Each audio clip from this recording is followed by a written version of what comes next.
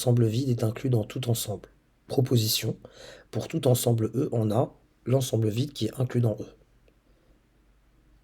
Mon prérequis, déjà, on sait ce que c'est que l'ensemble vide, donc on admet l'existence d'un ensemble qui n'admet aucun élément.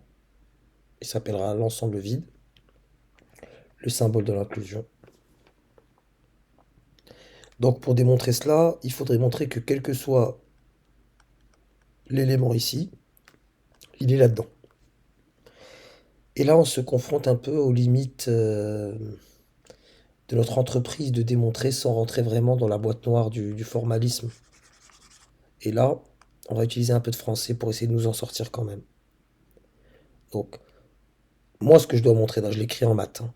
Entre guillemets, je vais montrer que pour tout x appartenant à mon ensemble vide, j'ai x qui appartient à E.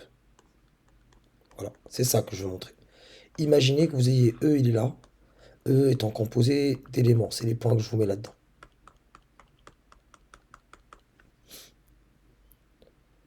Ce qui se passe, c'est que moi, je sais que par définition, par rapport à l'ensemble vide, quel que soit l'élément considéré, il n'est pas dans l'ensemble vide. Donc c'est un ensemble par définition, et même dans son nom, il est vide, il ne contient rien.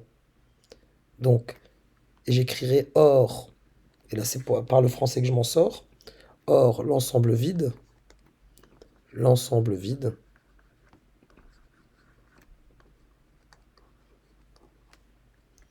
ne contient aucun élément.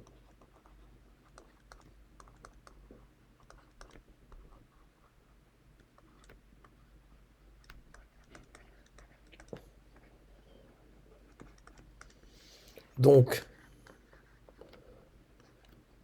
en ajoutant, et là c'est vraiment, c'est entre guillemets, hein, en ajoutant l'ensemble vide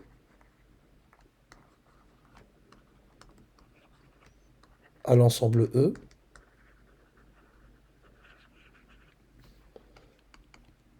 j'ai toujours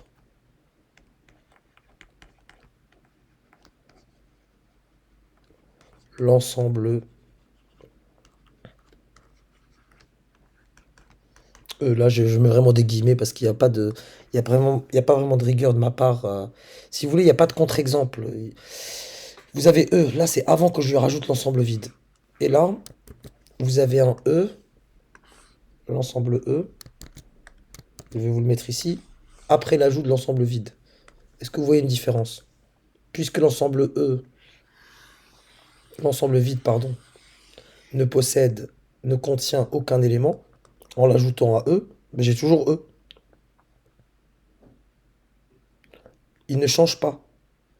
Donc, à partir du moment que, en ajoutant l'ensemble vide à n'importe quel ensemble, l'ensemble ne change pas, et que je sais, là derrière, il y a l'axiome d'extensionnalité selon lequel un ensemble est totalement caractérisé par ses éléments. Donc, puisque j'ai un ensemble avec les mêmes éléments, en fait, j'ai le même ensemble. Ainsi,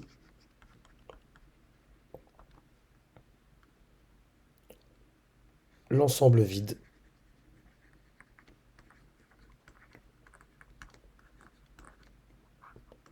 est inclus dans tout ensemble.